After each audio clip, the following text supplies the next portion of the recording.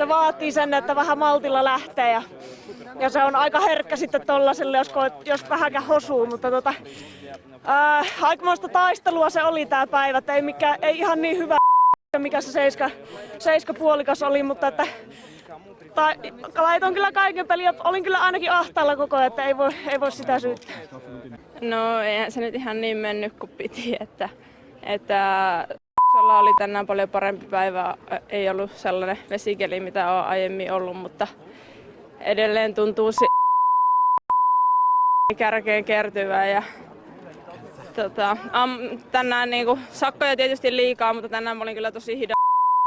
Sitten kun niitä alkaa tulla, niin se kummasti vaan hidastaa. Että viimeinen pysty oli ehkä sellainen ainut kohtuurento suoritus, että muuten oli aikamoista jäkittämistä ja aivan turhia sekunteja.